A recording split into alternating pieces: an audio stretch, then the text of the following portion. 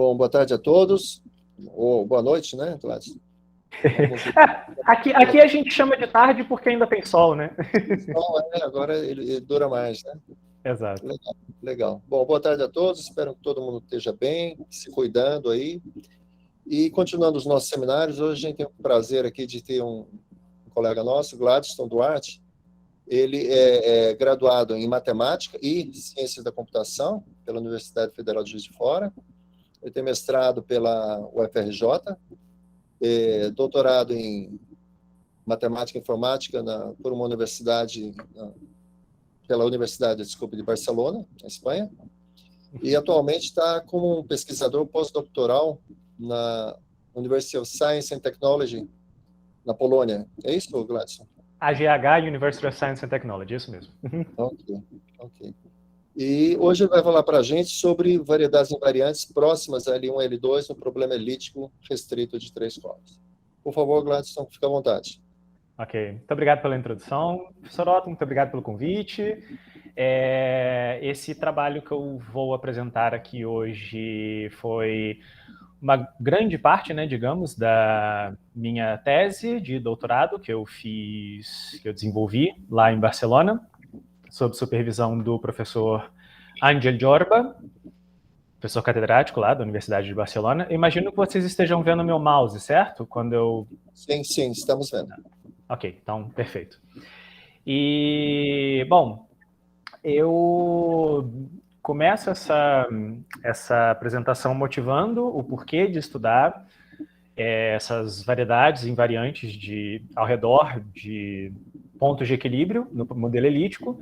Vou falar um pouco sobre o modelo circular, que é uma primeira aproximação.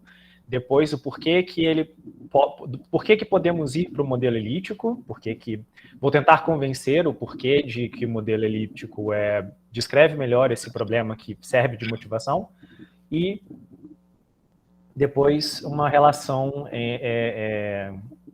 dessa motivação com esses objetos dinâmicos nesse modelo elíptico que a gente calcula, né?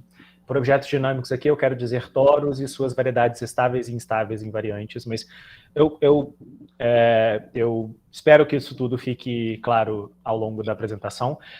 Vocês podem ficar à vontade de me interromper a qualquer momento, eu não ligo, e, enfim, mas também podem deixar as perguntas para o final, conforme vocês acharem mais apropriado.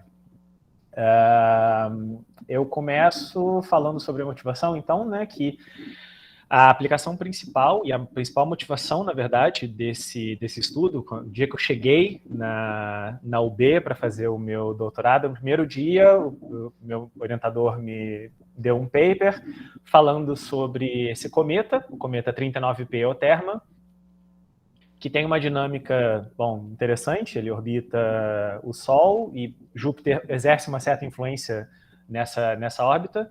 E esse basicamente foi o meu problema de tese. A gente depois discutiu como que a gente ia atacar esse problema, para que lado que a gente ia ir, mas esse basicamente foi o que motivou toda a minha tese, né? O caso é que a órbita dele é melhor de ser vista como melhor de ser vista numa projeção XY.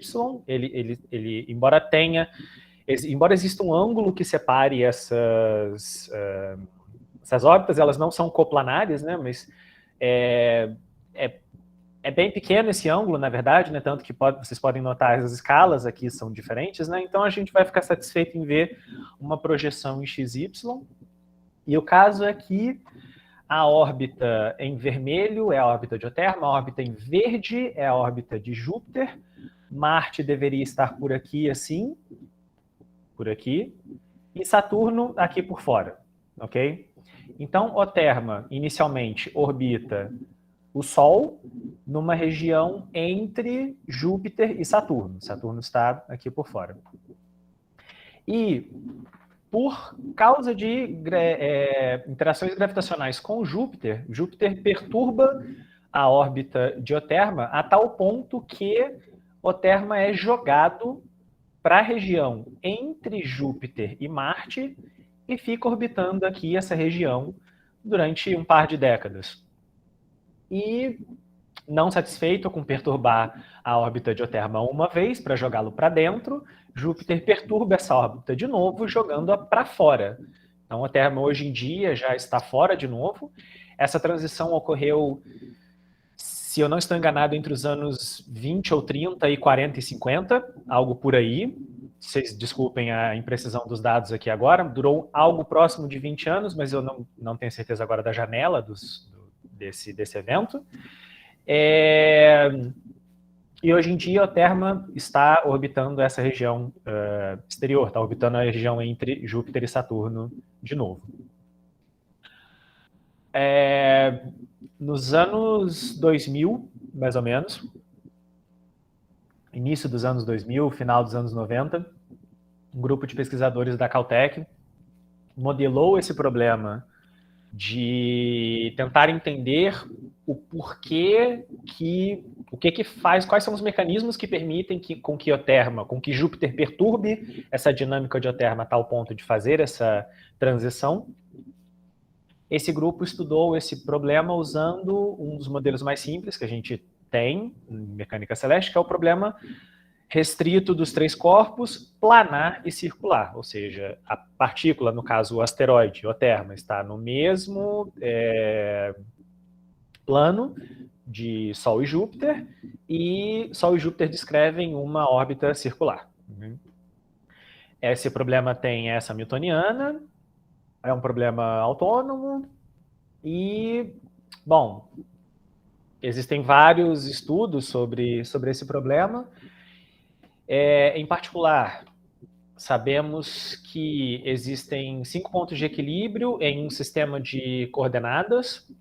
Dado um sistema de coordenadas, né, que a gente chama de sinódico, que gira com velocidade angular, Sol e Júpiter estão fixos em posições, Sol aqui próximo ao centro e Júpiter um pouco mais afastado.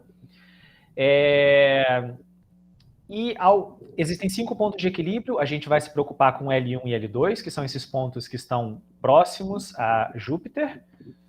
Aqui, essa figura da direita é apenas um zoom nessa região aqui. E, além disso, é também conhecido que esses pontos de equilíbrio, por serem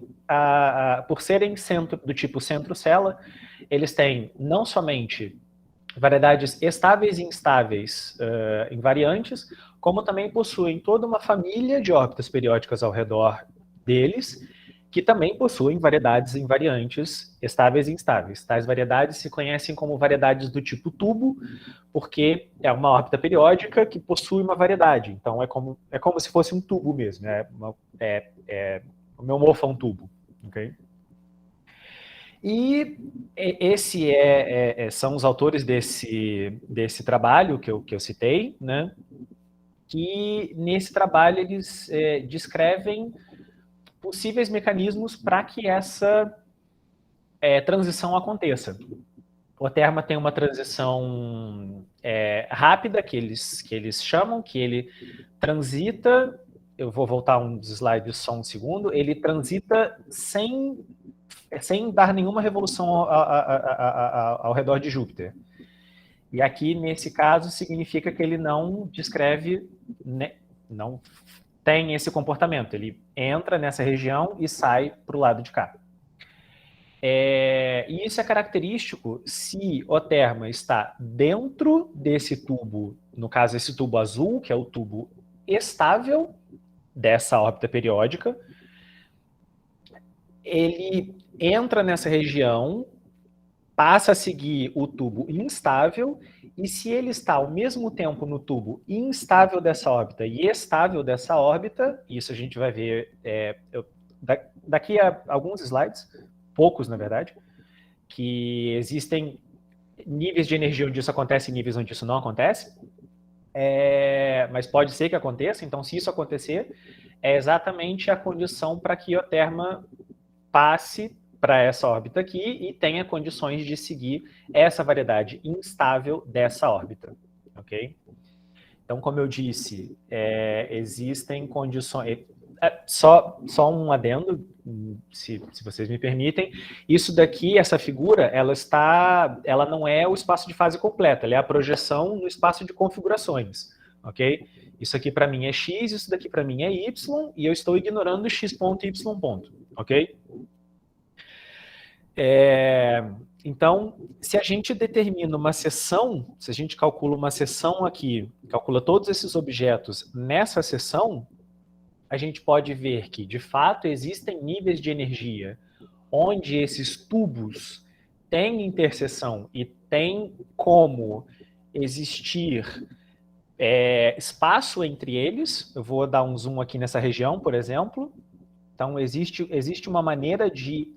existem partículas pontos que vivem aqui dentro desses dois tubos, certo? O que permite a transição. E existem níveis de energia onde isso não acontece, ok?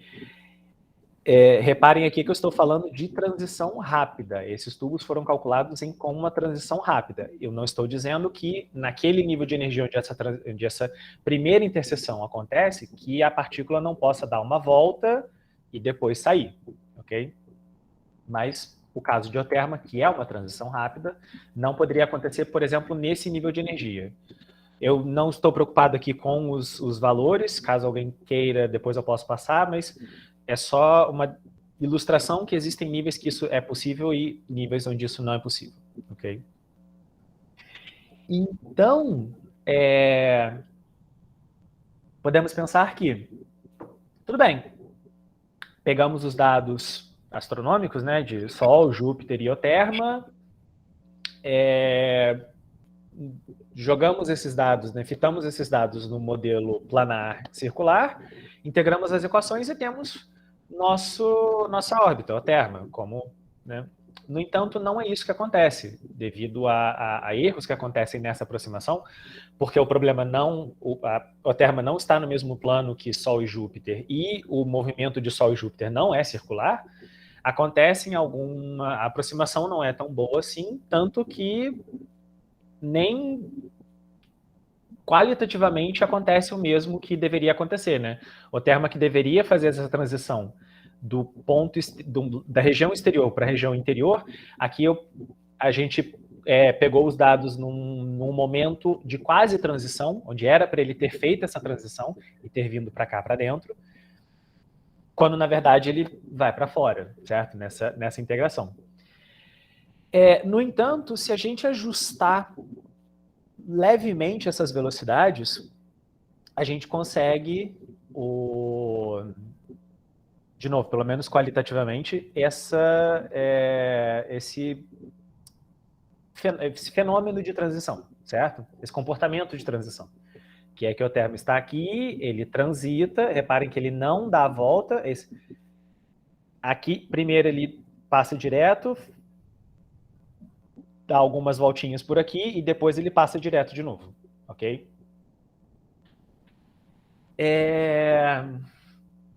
Tal aproximação, tal ajuste nas velocidades, por assim dizer, foi feito de uma forma basicamente tentativa e erro. O que não é muito proveitoso, o que não é muito geral. Então, nos perguntamos a partir daqui que outros modelos poderiam ser estudados de forma a melhorar essa previsão dessa órbita de Euterma, certo? E, bom, devido a algumas razões, decidimos que iríamos tentar o modelo elíptico, né? Uma delas é que, de fato, Sol e Júpiter têm uma órbita elíptica, então a gente estaria mexendo menos na órbita deles.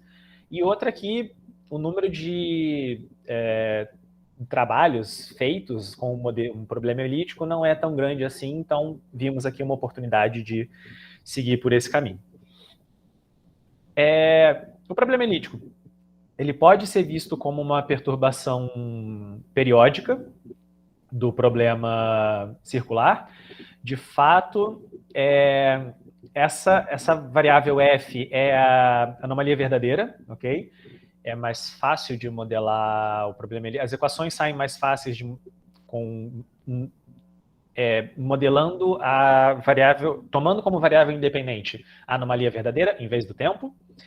E se a gente, essa variável é a excentricidade, se a gente coloca E igual a zero, fazendo uma pequena manipulação algébrica aqui, a gente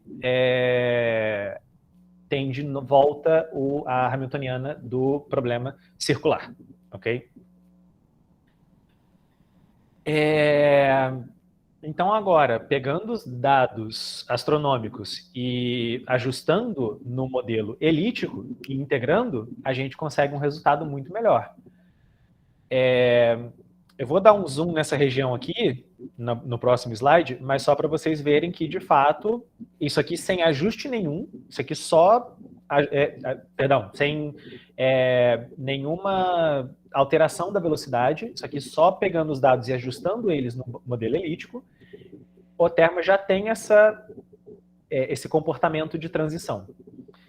No entanto, o que digamos, né, um efeito de um pequeno ajuste por ser um modelo planar é que na volta o Terma descreve uma revolução ao redor de Júpiter. Ele tem uma revolução, ele gira uma vez ao redor de Júpiter e depois sai. Estamos razoavelmente ok com isso, porque então decidimos modelar só o fenômeno, a transição de fora para dentro. E depois buscaríamos um melhor modelo para calcular a transição de dentro para fora, ok? Então vamos nos preocupar com a primeira parte da transição de fora para dentro, ok? Eu preciso parar um pouco aqui agora e falar sobre o modelo elíptico, certo? Então, pelos próximos 10, 15 slides, se não me engano, eu vou focar bastante no modelo elíptico e esquecer um pouco sobre a Terra, ok? O modelo elíptico, como eu disse, é muito parecido com o modelo circular. A formulação que a gente toma é que, em vez de coordenadas que giram com velocidade angular constante, agora essas coordenadas giram com a mesma velocidade angular que Sol e Júpiter, e, além disso, elas têm esse efeito de pulsação. Elas expandem e contraem de tal forma que Sol e Júpiter estão sempre paradas nos mesmos pontos, ok? Os pontos de equilíbrio são os mesmos, e as órbitas periódicas ao redor de certos pontos de equilíbrio, por exemplo, L1 e L2, as que não são ressonantes com a perturbação se convertem em órbitas quase periódicas que moram em toros invariantes.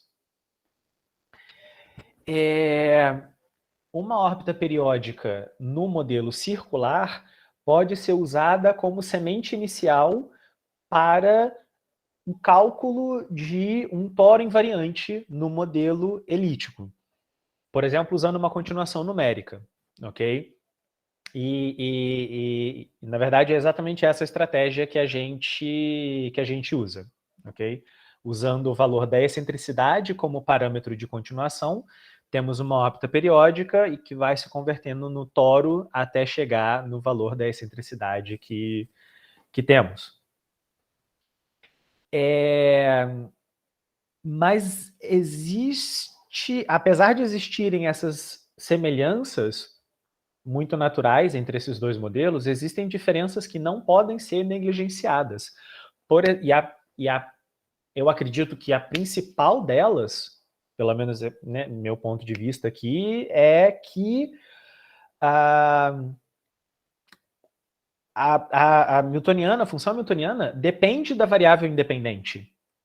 Ou seja, você não pode mais folhear o espaço de fase por variedade de codimensão 1. O problema tem as dimensões que tem, você não pode reduzi-lo. Ou, pelo menos, para você reduzi-lo, você tem que investigar outras estratégias, ok?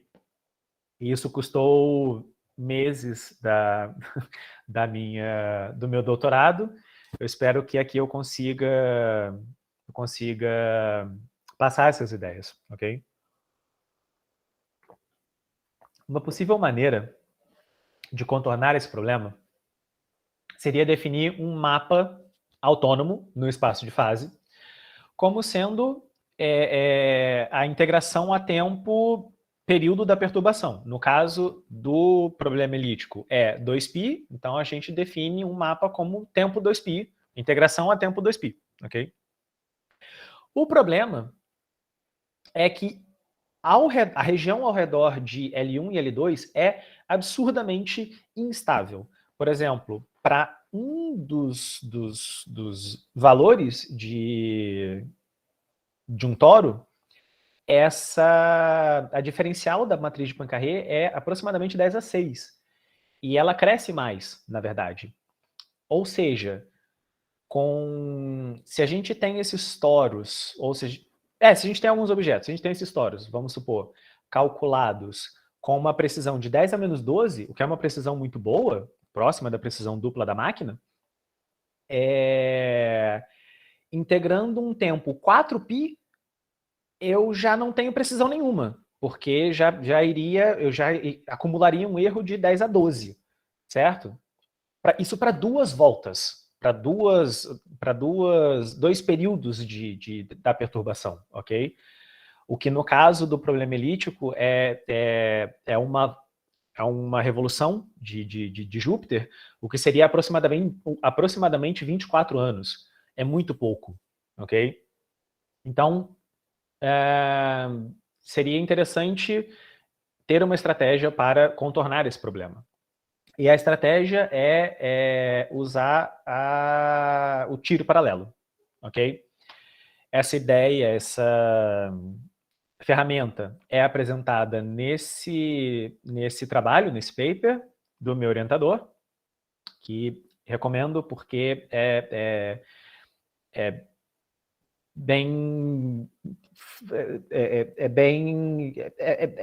as ideias estão lá e não é difícil de ser seguido e de ser entendido, ok?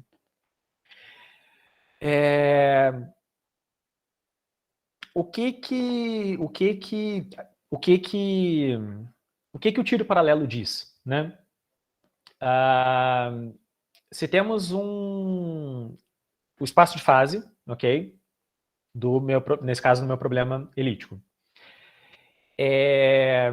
Em vez de calcular uma seção, que aqui eu estou calculando um mapa autônomo como integração a tempo 2π, ou seja, eu calculo uma seção e eu vou calcular a tempo 2π, ok? O que acontece?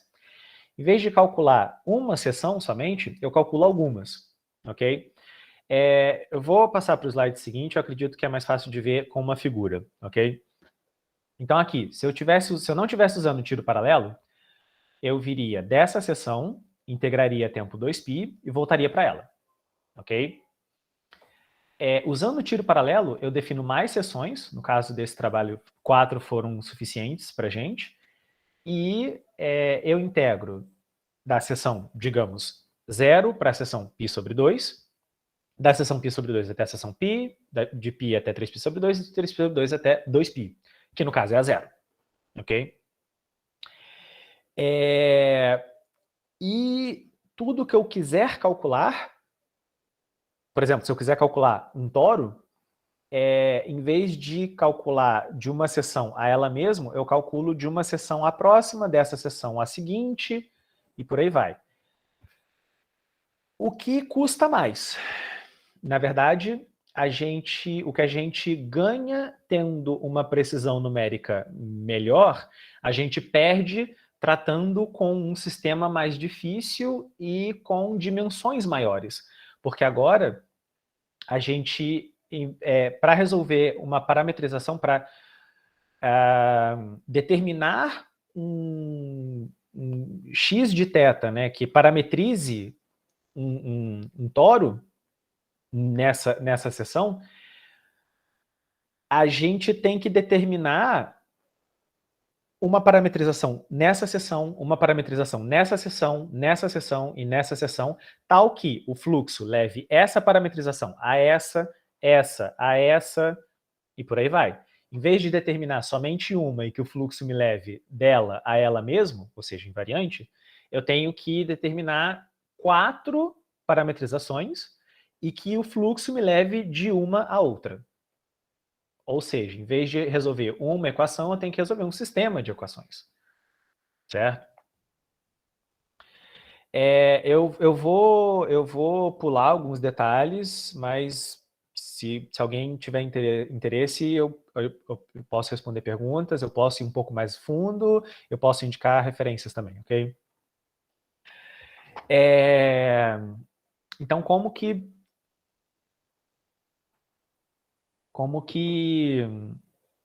se calculam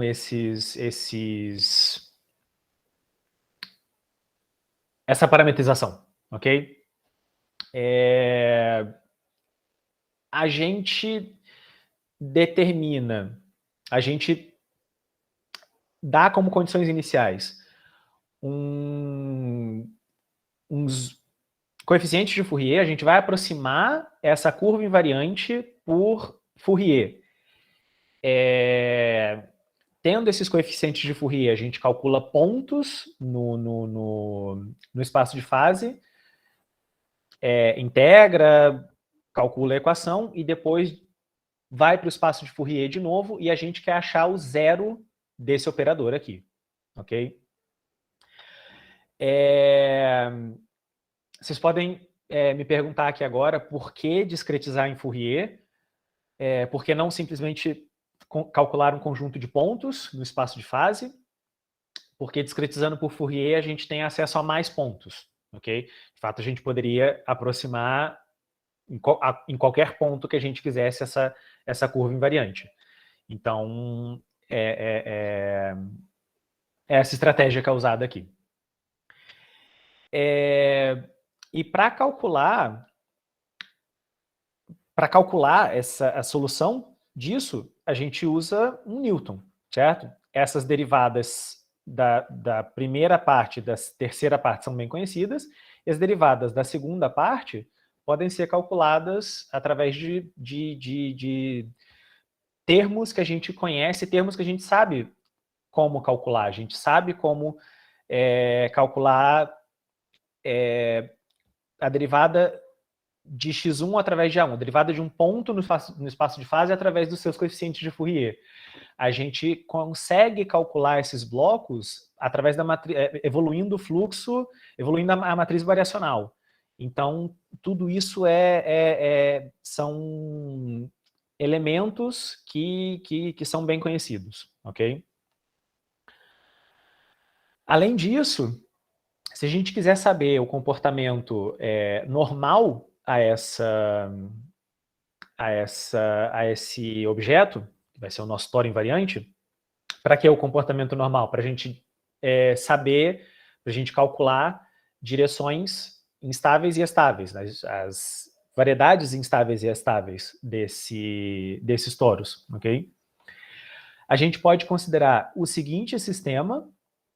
Esse é um mapa, certo? Que essa matriz A é nada mais do que a matriz derivada. A gente chama esse sistema, reparem que a matriz A depende do ângulo onde você está. A gente chama esse sistema de redutível quando a gente consegue transformar ele de uma maneira que essa nova matriz B, não dependa do ângulo θ, e essa matriz B é calculada dessa forma, e essa matriz C nada mais é do que matriz de autovetores, ok? E para resolver o problema de autovalores e autovetores, a gente pode resolver essa equação, que, enfim,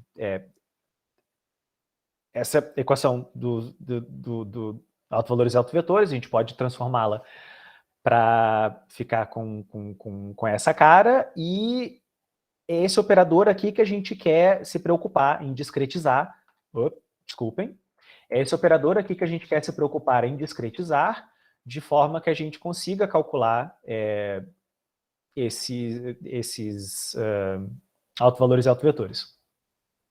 No caso do tiro paralelo, a gente pode escrever dessa maneira, e aqui está a razão pela qual usar tiro paralelo é uma boa estratégia, porque se a gente fosse resolver a equação em toda a sua generalidade, sem usar tiro paralelo, a gente tem um alto valor lambda, que foi o que eu disse lá atrás, que era 10 a sexta.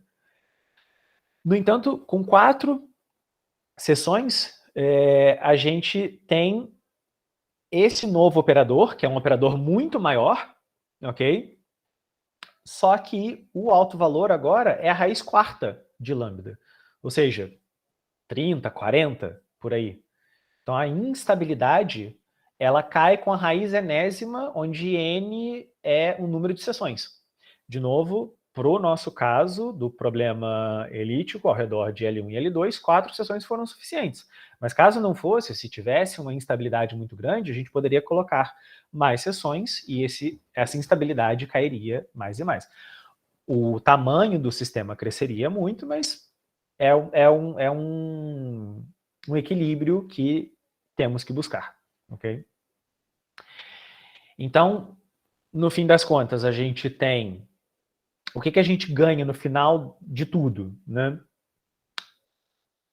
Arquivos no nosso computador, onde um deles é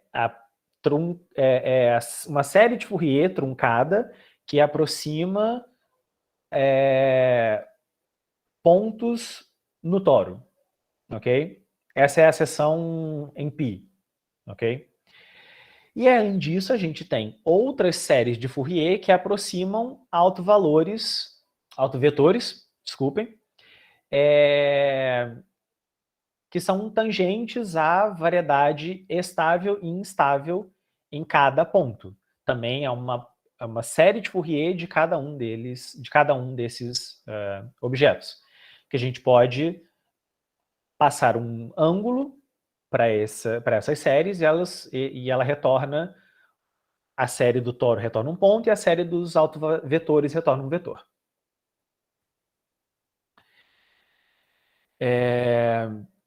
Além disso, podemos também não podemos calcular mais de um toro. Não é necessário calcular um toro e uma estratégia é continuar esse toro usando o parâmetro de excentricidade como parâmetro de continuação, mas também podemos usar parâmetros do próprio sistema para continuar, do sistema elíptico, né, do problema elíptico, para continuar esses toros.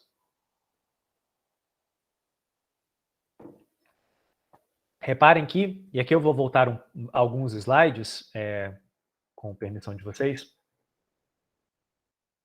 Reparem que, aqui na equação da parametrização, a gente aplica o mapa, que é o... Aqui seria a integração a tempo 2π, certo? Em um ponto, e ganhamos um ponto com um shift. Esse shift por ômega, porque a gente tem uma curva invariante, a gente sai de um ponto, a gente vai para outro, certo? Mas nos mantemos nessa curva invariante. E é exatamente esse parâmetro, ômega, que usamos como parâmetro de continuação. Ele é o que a gente conhece como número de rotação, ok? Usamos um passo de continuação fixo, de 10, mais ou menos 10 a menos 4, foi suficiente para os nossos propósitos, e usamos uma tolerância numérica de 10 a menos 9. Aqui eu sou obrigado a dizer que eu não fico muito feliz com esse valor. Eu briguei muito, eu briguei alguns meses com esse valor, na verdade. A gente queria muito usar o valor de 10 a menos 12.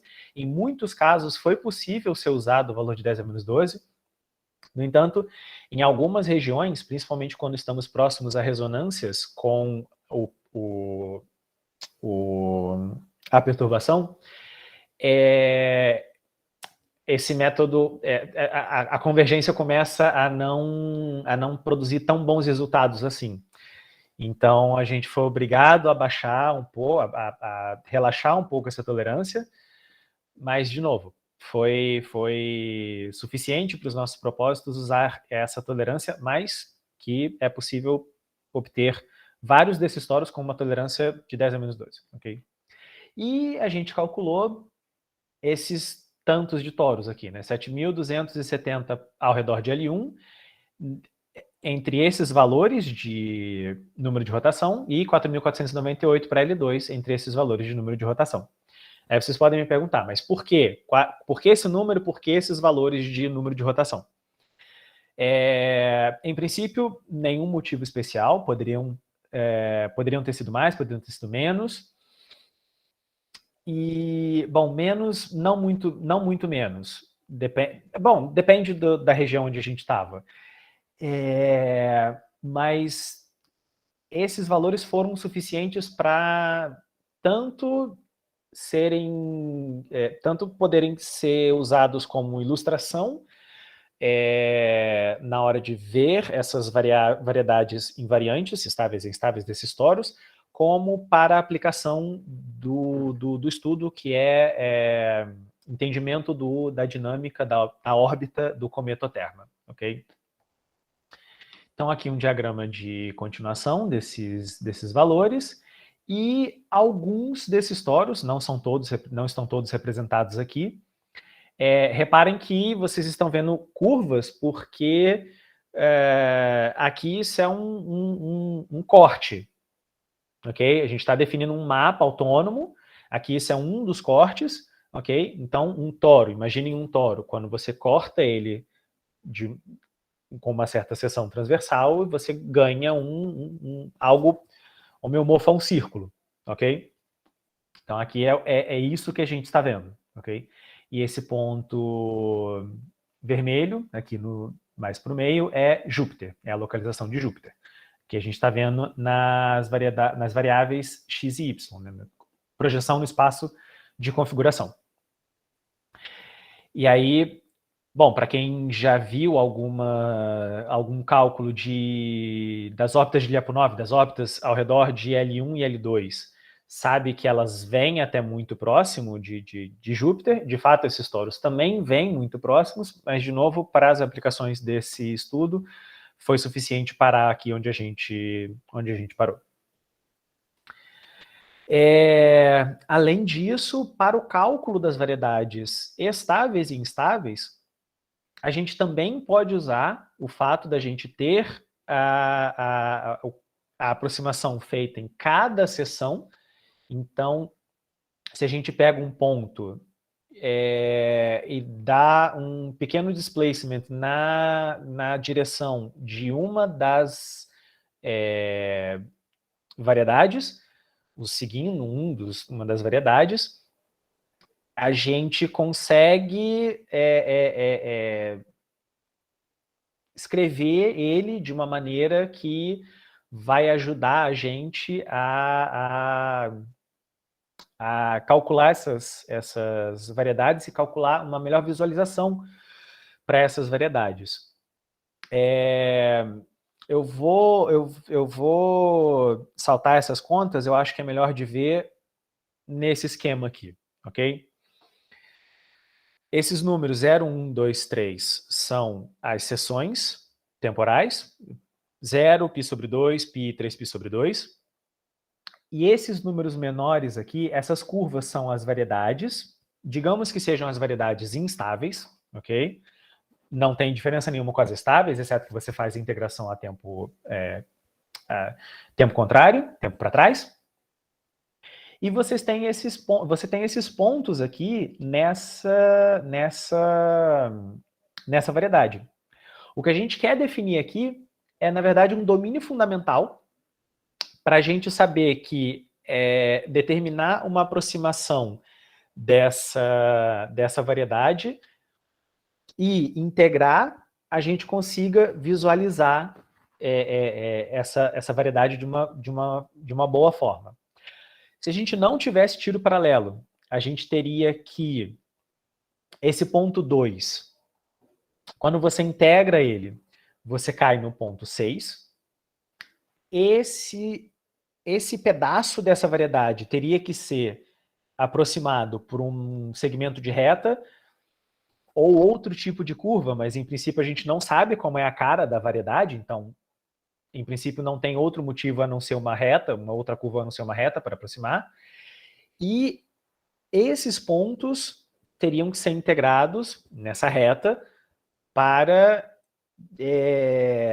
uma visualização entre o ponto 6 e o ponto 10. No entanto, como a gente tem o tiro paralelo, a gente consegue aproximar do ponto 2 ao ponto 3 por uma reta, um segmento de reta, em cada seção, e integrar cada parte dela para que essas variedades sejam melhor vistas, melhor visualizadas. O erro que a gente comete aqui, esse erro de aproximação é menor, ok? Então, como que é uma cara dessas variedades, ok? Aqui, eu vou pedir para vocês focarem nessa primeira figura aqui, acima à esquerda, que ela parece um tubo, certo? Formado por vários círculozinhos, certo? Cada círculozinho desse é uma malha de pontos que a gente integra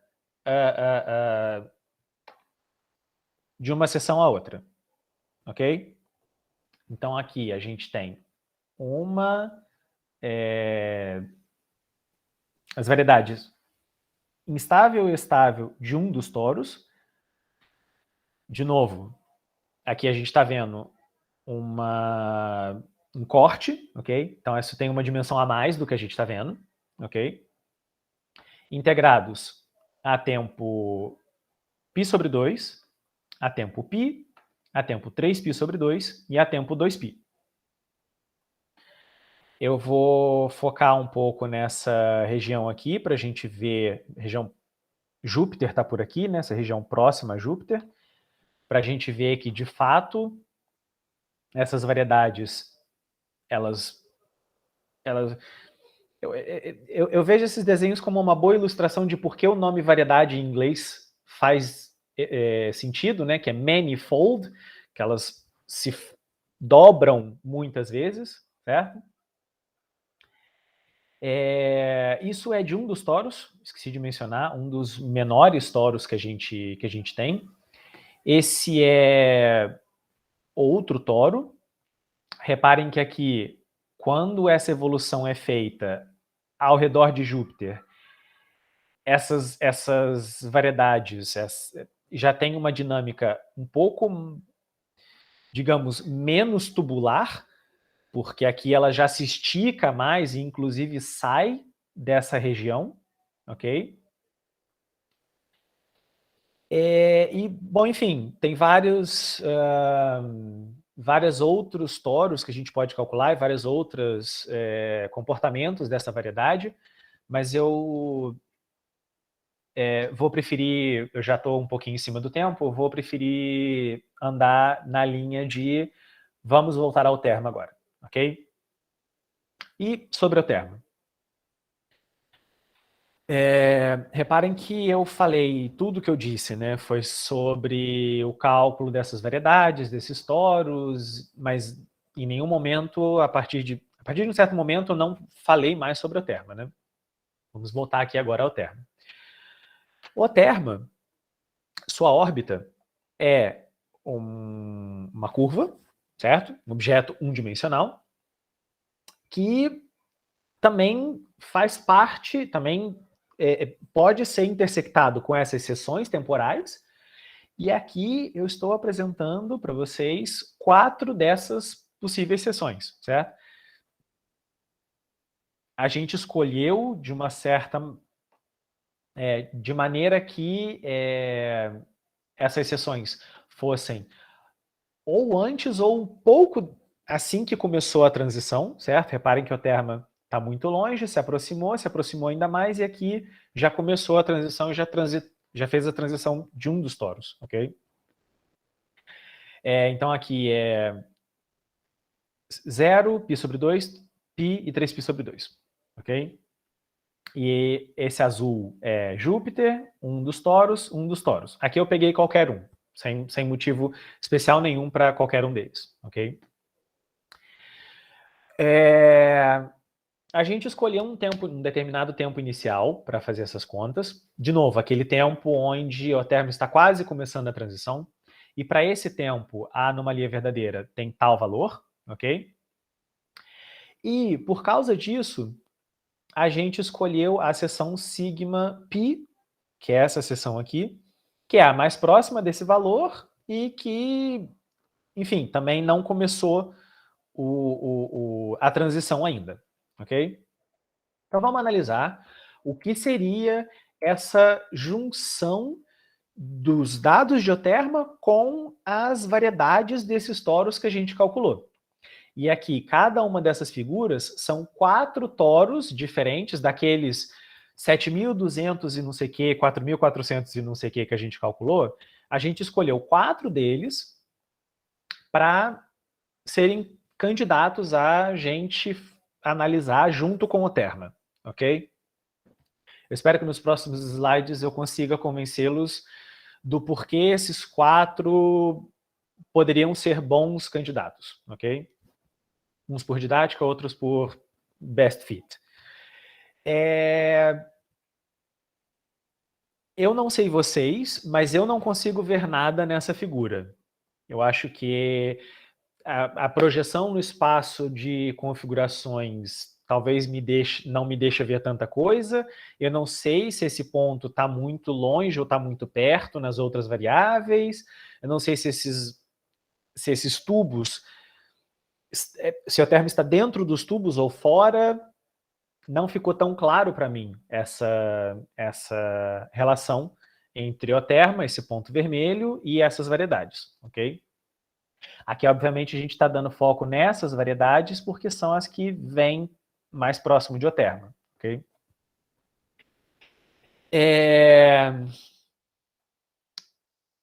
Então, o que a gente pode pensar, digamos, seria, de novo, como aqui fica muito difícil ter qualquer entendimento sobre o que está acontecendo, o que a gente pode pensar é o seguinte: ok, no caso do problema circular, eu consigo ver aquelas variedades tubulares e para ver a relação, se existe interseção ou não, o que a gente faz é determinar uma seção espacial, certo? E aí a gente consegue ver. Será que a gente consegue usar essa mesma estratégia aqui, nesse caso? Bom, sim, conseguimos. Só que essa sessão será, digamos, uma sessão especial, será uma sessão espacial mais temporal, porque a gente já está dentro de uma sessão temporal. E aí, claro, né, por temporal entendam da anomalia verdadeira, né? É um abuso de linguagem aqui chamar a sessão de temporal, porque a gente não está modelando pelo tempo, mas no sentido de ser da variável independente, ok? Então, talvez seja uma boa estratégia determinar uma seção espacial que tenha o mesmo, por exemplo, X de Euterma. E aí analisar nessa seção temporal mais espacial essa relação entre essas variedades e Euterma. E é exatamente isso que a gente fez. Aqui vocês podem apreciar a junção dessas 4 variedades mais esse ponto vermelho, que é o terma, projetado em YPX, YPY, PX, PY. A gente tem 5 variáveis. XY, PX, PY e anomalia verdadeira. A anomalia verdadeira já é a seção temporal, então a gente esquece dela. E a gente determinou uma seção espacial em X. Então a gente tem 3 variáveis, a gente projetou em cada par dessas 3, ok? E aqui foi onde eu disse que eu esperaria convencer vocês que esses toros poderiam ser bons candidatos a serem bons toros nesse caso. Esse roxo, ele é o menor toro calculado, o de menor raio, certo? Ele está aqui por razões didáticas.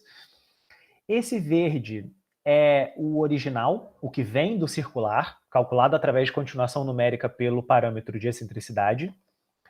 E esses dois, esse laranja é o maior deles, e esse azul foi um toro intermediário escolhido de tal maneira que ele é um bom toro porque aqui nessa seção YPX, esses dois toros, reparem que eles estão crescendo, né? Eles estão vindo daqui do roxo para o laranja, ou amarelo, não sei. Então aqui nessas variáveis Y, PX, digamos que esses dois já deixaram a terma para trás. Nessas variáveis Y, PY, eles ainda não alcançaram o terma. E nessas variáveis Px, Py, o termo está exatamente entre eles, né? Está ali no meio deles. Então, e aí eu sou obrigado a dizer, como matemático que sou, que isso não é uma demonstração. Isso é uma indicação de que esses toros poderiam ser bons indicativos de objetos que guiam esse movimento, no caso específico de dioterma. E da mesma maneira que a gente viu a interseção entre as variedades estáveis e instáveis de L1 e L2, aqui a gente também pode ver interseções entre variedades de L1 e L2. Em particular, se a gente foca nessa parte da figura aqui são só zooms, né? A gente pode ver que existe o mesmo tipo de comportamento de interseção e não interseção, só que o problema com esse tipo de figura aqui é que a gente não consegue visualizar o terma. Cadê o terma nessa figura, certo?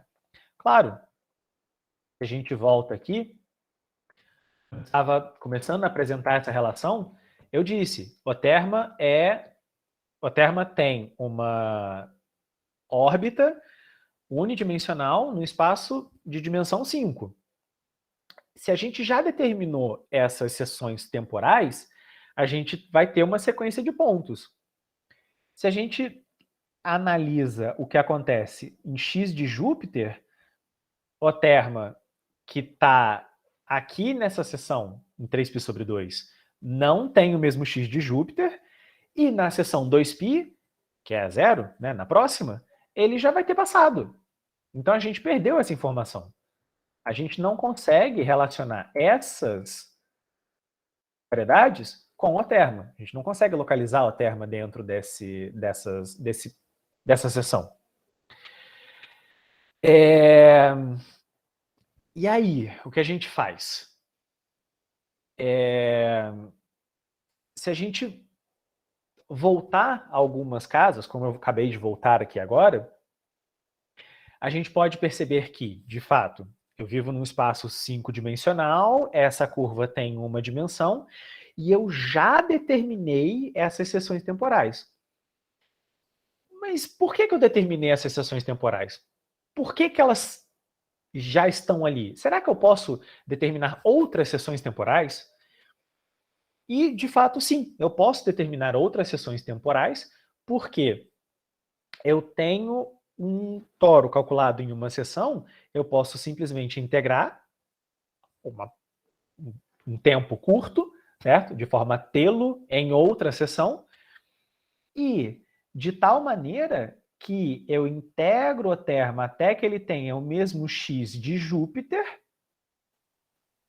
e os toros todos, ou melhor, os candidatos, né, que a gente escolheu, vivam nessa seção que tem a anomalia verdadeira 4.7505, enfim.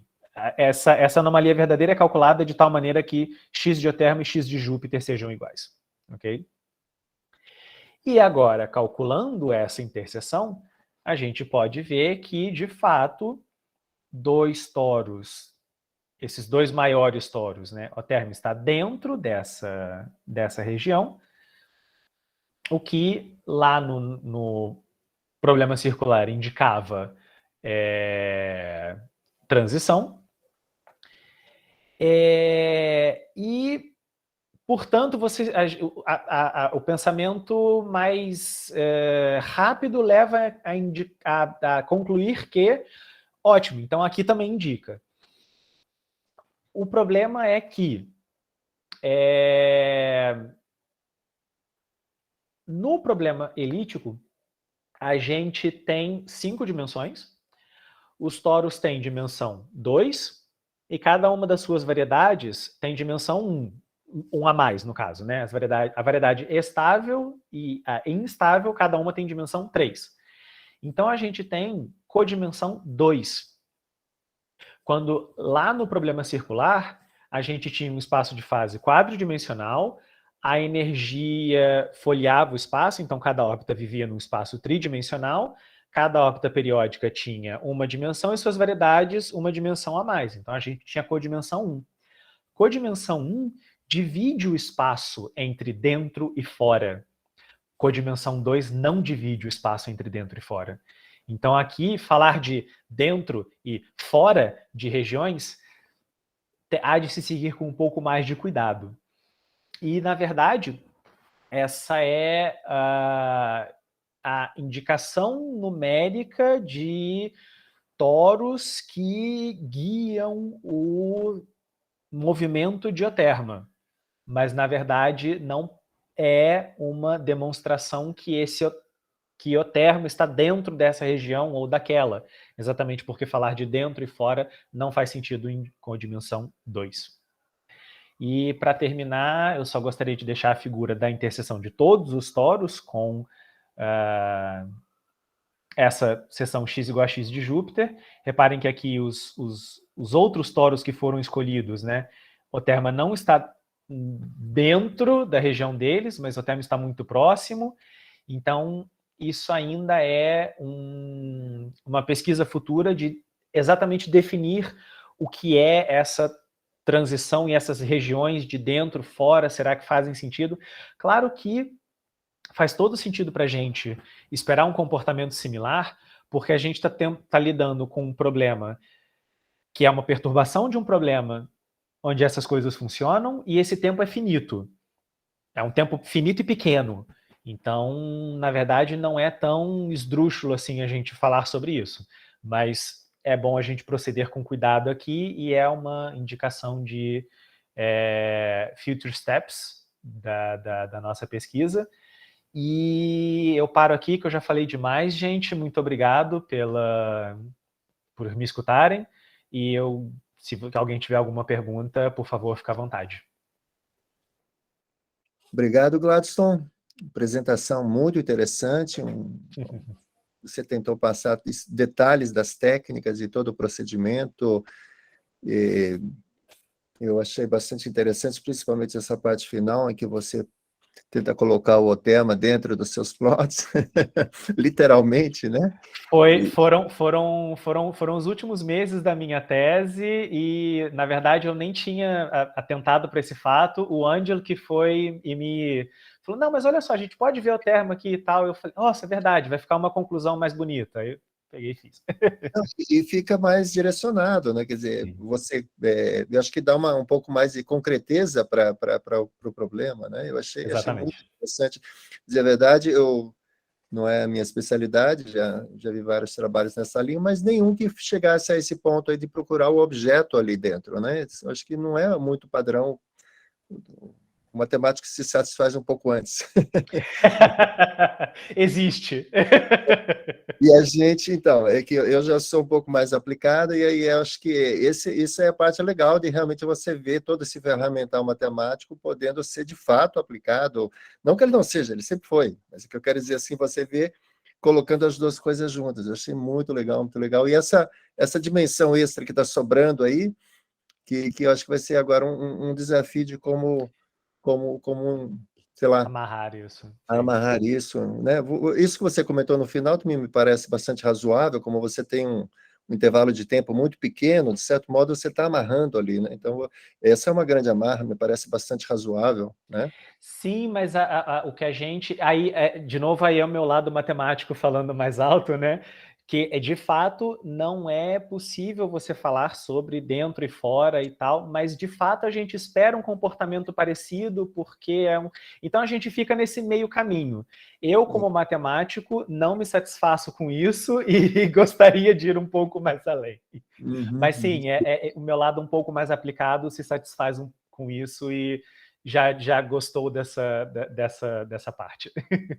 Muito legal, muito legal.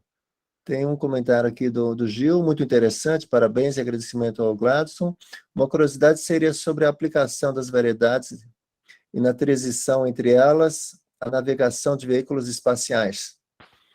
O Gil, não sei se você conhece ele trabalha com a parte de astronáutica, né? Ele é da UFABC. Legal. E aí ele tem esse olhar, né? Você está falando de um cometa, mas ele está olhando com o olhar de uma viagem espacial. Você utilizar Sim. esse tipo de... Sim, isso é bastante usado. Gil, bom, eu também tenho bastante interesse nisso, né? Até onde eu entendi, os trabalhos que eu vi, eles não se preocupam muito com o problema elíptico, eles não modelam tanto o problema elíptico, eles se preocupam mais com o problema circular, eles fazem a aproximação com o problema circular, e da última vez que eu conversei com o professor Gerard Gomes, da UB, ele me disse que algumas pessoas estavam usando órbitas periódicas no problema elíptico, e não os toros. Eu não entendi o motivo, porque, na verdade, essas órbitas periódicas elas têm uma medida nula, esses toros têm a medida completa então eles são muito mais... Você encontra muito mais toros do que órbitas periódicas, mas existem algumas pessoas usando órbitas periódicas no problema elíptico para fazer navegação. Mas sim, seria muito interessante. E as técnicas basicamente são as mesmas, né? Porque o que eu falei do cometa não tem nada de especial. Poderia ser uma nave e você ligar o motorzinho e partir para um outro lugar e aproveitar essas variedades. Sim, seria bem interessante. Ótimo, ótimo. Bom, tá aberto a perguntas, comentários. Alguém mais gostaria de fazer alguma pergunta, algum comentário? Esse é o tipo de apresentação que a gente tem que assistir de novo depois, com um pouco mais de cuidado. Pelo menos para mim, né? Pelo menos para mim. Desculpa, gente. Não, a sua apresentação achei que foi magnífica. É realmente, digamos assim, um pouco de distância da metodologia, das ferramentas que você usa, então, para a gente, pelo menos para mim, né, acompanhar um pouco mais, mas achei realmente muito bom. Temos aqui um comentário também para o senhor Vilhena, você deve conhecer, né? Olá, Sim. Gladson. Lembra do nosso encontro em Logrônio? Logrônio, sim. Parabéns, excelente apresentação. O que você poderia dizer sobre provar a existência?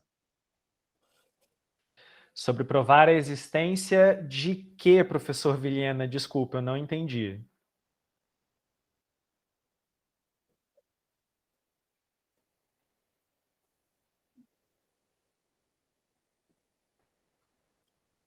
Vilhena?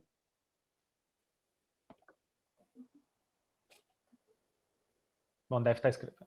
Aqui. Graças, posso falar? Pode. Escuta, estou escutando. Tudo bem, Graças? Tudo jóia. Francisco, você mostrou realmente lá que a possibilidade, todas as condições. Agora, o que faltaria para provar que realmente é ele? O que falta aí? Que realmente é ele, o Terma, que o senhor quer dizer? É o tema, isso. Então, na verdade, toda essa modelagem que a gente fez não é de Ioterma em si, né? Porque a gente faz uma aproximação para que esse movimento, esse cometa, esteja no mesmo plano de Sol e Júpiter, certo? Então já começa por aí. Mas além disso, Na verdade, o que a gente foi, o nosso objetivo era estar satisfeito com, a gente estaria satisfeito, né, com modelar uma transição de entrada e de saída de forma rápida, sem a revolução ao redor de Júpiter, certo? Certo. E para valores, para um range de tempos razoável, né? Porque aqui a gente escolheu um dos tempos e fez a modelagem toda em cima desse tempo. A gente estaria satisfeito em poder ampliar um pouco mais esse tempo, até porque isso seria interessante para aplicar a outros cometas, aos asteroides, objetos, certo? Era, inclusive, uma ideia da gente pegar um banco de dados e fazer condições e criar condições para que isso aconteça, mas, bom, acabou que a pesquisa a gente não controla o que acontece, né? A gente vai como dá para ir. E então, o que a gente queria, na verdade, era que a transição fosse rápida na entrada e na saída. E com isso a gente ficaria feliz. Acabou que o problema planar não foi suficiente para a gente e foi, inclusive, uma das perguntas de uma professora da minha banca, qual seria um próximo passo. E a minha resposta para ela foi, bom, tendo tempo infinito, modelar o problema espacial circular. O problema é que o tempo não é infinito. Só uma perguntinha só. Claro. O cálculo dessas variedades, aí você usou algum programa, tudo, ou você... algum software você fez sozinho? Eu fiz tudo sozinho. É porque eu sei que o pessoal de Barcelona tem programas para isso tudo. Não, a única coisa que eu usei do pessoal de Barcelona foi o integrador de Taylor. O integrador de Taylor eu não desenvolvi o meu mesmo, eu usei o do Angel. Mas fora isso, para esses cálculos de variedades e tal, eu desenvolvi os meus programas do zero. a lá Carla Simó. Parabéns, velho. Obrigado. Valeu, Vilhena. Só para o senhor saber, Vilhena, ainda tô com teu presente aqui em casa. Ah, bom. Obrigado. Vai estar holograma esse ano de novo, não, né? Não, infelizmente não vou poder. Valeu, Vilhena. Obrigado. Muito obrigado. Parabéns pelo seu seminário, aí, Otto. Muito excelente. Excelente nível. Obrigado, Vilhena. Eu ia fazer só mais um comentário, Gladson. Quem te convidou, na realidade, foi o Gabriel, né? Foi. E o Gabriel, então, mas o Gabriel, e ele não está assistindo aqui agora, que eu tinha mandado uma mensagem para ele estava num voo agora. Ele me mandou mensagem também, me mandou mensagem. Porque eu ia até falar para ele entrar nessa conversa aí, porque essa questão quando se tem uma dimensão a mais, né, gera uma porção de possibilidades, né? Sim. E a seção de Poincaré do problema restrito de três corpos, plano circular restrito de três corpos, é bem manjada, né? Já bem trabalhado. Sim. E aí o Gabriel trabalhou com um problema que você tinha um corpo irregular, o formato dele, o potencial era irregular. Então a gente passava até a terceira dimensão. E ele fez um artigo, ficou bastante interessante, em que ele estuda como se fosse planar mesmo. O estudo é completo, as simulações são completas, com tudo. Mas na análise, ele considera a análise do planar, e aí ele faz um outro gráfico embaixo, paralelo às seções de Poincaré, mostrando como é que vão evoluindo as inclinações da terceira dimensão. Então, ele consegue fazer uma análise exatamente da dimensão que você não tem ali para ver e vai comparando. Não sei se tem alguma utilidade aqui para você, mas eu sugiro que você troque uma ideia com ele. Dê uma olhada no artigo que ele fez, certo. E talvez possa dar alguma luz, pelo menos gráfica, geométrica, de estudo. Pareceu que tem alguma correlação. São problemas análogos do ponto de vista que você tem uma dimensão extra para analisar um movimento e aí você não tem aquele confinamento, né? A seção de Poincaré está confinada aqui. Não, mas você pode sair por cima. E aí? E aí, então, ele fez de uma maneira assim, comparando, ficou interessante, deu para tirar realmente bastante conclusões. Eu não sei se você vai conseguir fechar do ponto de vista matemático, mas talvez ajude nas análises. Certo. Eu vou dar uma olhada, sim, Obrigado pela... Sim. Bom, queria agradecer novamente, foi um prazer ter você aqui com a gente. Imagina. E espero que a gente se veja em outras oportunidades aí, até possivelmente presencialmente, ok? Ah, Tudo de sim, bom aí. sim. Obrigado, hein? Obrigado. Bom, só para agradecer também. Obrigado, Maísa. Mandou um comentário do chat. Ah, eu não tinha visto. Ah, legal. Obrigado. Bom, eu que agradeço então o convite e até uma próxima. Tchau, tchau, gente.